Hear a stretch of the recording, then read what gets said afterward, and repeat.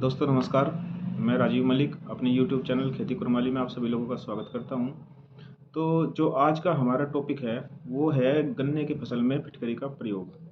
जैसे कि बहुत सारे किसान भाई जानते हैं, आज के टाइम पे फिटकरी का जो यूज है वो बहुत लोग कर रहे हैं और इसके गन्ने की फसल में इसके रिजल्ट भी अच्छे आ रहे हैं। तो इसका जो रिजल्ट है, अगर आप गन्ने की फसल में फिटकरी का प्रयोग करते हैं तो नो डाउट इसका रिजल्ट अच्छा है और इसकी पैदावार भी बहुत तेज़ी से बढ़ाता है। लेकिन शर्त यह है, अगर आप फिटकरी अपने खेत में डाल रहे हो गन्ने के खेत में, तो आपको इसके डोज का पता होना चाहिए, कैसी ज़मीन में डालना चाहिए अगर इसको पता होना चाहिए।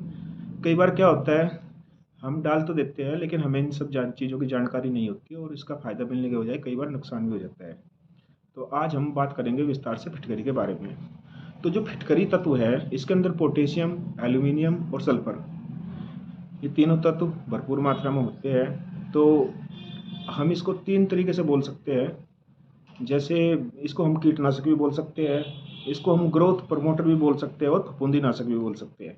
इसके अलावा भी फिटकरी के बहुत फ़ायदे हैं। तो आज हम 1 टू 1 बात करेंगे और इसकी जो क्या डोज है, कैसे इसको डालना है, किस स्टेज में डालना है, ये सब हम आज इसके बारे में बात करेंगे। तो अगर सबसे पहले बोले, जैसे मैंने बोला हम इसको कीटनाशक भी बोल सकते हैं फिटकरी को। तो कई बार हमने देखा होगा, जैसे हमारे खेत में एफिड आ जाते हैं, मकड़ी आ जाती है, लाल चींटी आ जाती है, तो ये उनको भी ख़त्म करने में काफ़ी सहायक होता है। अगर वे ख़त्म हो जाएगी, एफिड नहीं लगेंगे, तो जाहिर सी बात है हमारा जो गन्ना है स्वस्थ होगा और उसकी पैदावार भी बढ़ेगी और किसान को लाभ भी होगा इसका। दूसरा, मैंने बोला ग्रोथ प्रमोटर भी हम इसको बोल सकते हैं। तो फिटकरी जो तत्व है, जब हम उसको डालते हैं ना, कई बार हमने देखा बहुत सारी हमारी ज़मीन ऐसी होती है जो हम उसमें यूरिया डालते हैं, डीएपी डालते हैं या फास्फोरस पोटाश डालते हैं, तो वो तत्व पूरा पौधे को मिल नहीं पाता और अगर नहीं मिलेगा तो वो हमारी ज़मीन में ही पड़ा रहता है, तो वो निष्क्रिय हो जाता है। तो जैसे ही हम फिटकरी डालते हैं, ये उन तत्व को एक्टिव कर देती है। अगर वे तत्व एक्टिव हो जाते हैं, जो तत्व हमारी ज़मीन में पड़े हुए होते हैं, वे गन्ने की फसल को मिल जाते हैं और अगर वे तत्व मिलते हैं एडिशनल, तो हमारी जो गन्ने की फसल की जो पैदावार है वो बहुत अच्छी बढ़ती है, गन्ने का साइज भी मोटा होता है और उसकी पैदावार भी निश्चित रूप से ज़्यादा आती है। तीसरा वाला मैंने फफूंदीनाशक तो कई बार हमने देखा है हमारे खेत में, गन्ने के खेत में फफूंद लग जाती है, आपने देखा होगा बहुत सारा। तो वो क्या होता है, गन्ने को जो है ना उसकी ग्रोथ रोक देता है, गन्ना बढ़ नहीं पाता, मोटा नहीं हो पाता। तो अगर हम इसका फिटकरी का प्रयोग करते हैं तो वो उसकी फफूंद को भी ख़त्म करता है। अब बात आ जाती है इसकी डोज, डोज कितनी रखें और इसका डालने का तरीका। तो जो एक चीज़ का ध्यान रखना चाहिए, जो हमारी इसका सीधा सीधा करता है आपके पीएच मान ज़मीन का क्या है। तो सबसे पहले तो अपने खेत की जांच जरूर करवा लेनी चाहिए, उसका पीएच मान क्या है।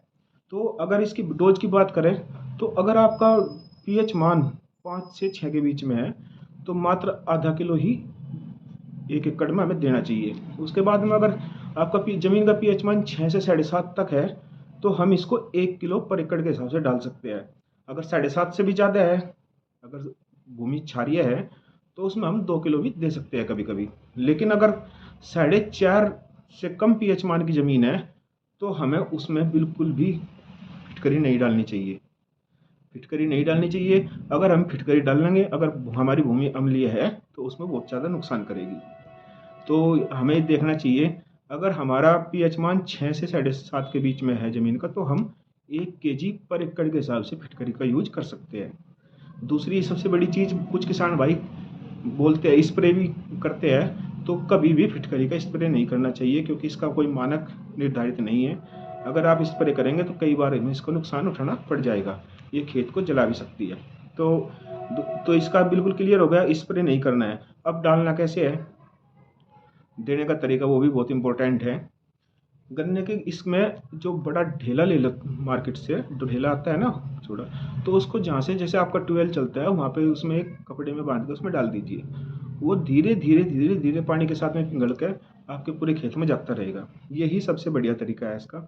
मेरे विचार से दूसरा तरीका ना यूज करें, ये इस तरीका यूज करें तो ज़्यादा बढ़िया रहेगा। तो ये होगा। इसके अलावा जो फिटकरी है, फिटकरी का और भी बहुत सारे फायदे हैं। जैसे आप इसको फसल में डाल लेंगे, फसल को पूरा ग्रीन कर देगी, बिल्कुल हरा लगेगा, खेत भी देखने में अच्छा लगेगा, रोग मुक्त हो जाएगा। और दूसरा इसमें साथ में क्या है, हमारी ज़मीन की पीएच मान तो घटाती है ये सबसे बड़ी चीज़। जो भूमि की अक्सारियाँ हो जाती है या अम्लीय हो जाती है, उसको भी कंट्रोल करती है, भूमि का सुधार करती है। तो इसमें जो है ना, जितने भी दूसरा सबसे बड़ी चीज़ है, जो भी हमारे खेत में पोषक तत्व पड़े होते हैं, पौधे ग्रहण नहीं कर पाते, ये उनको भी एक्टिव कर देता है, जिससे कि हमारी फसल जो है, वो काफ़ी अच्छी हो जाती है और हमें गन्ने की जो फसल है, उसकी पैदावार बहुत अच्छी मिलती है।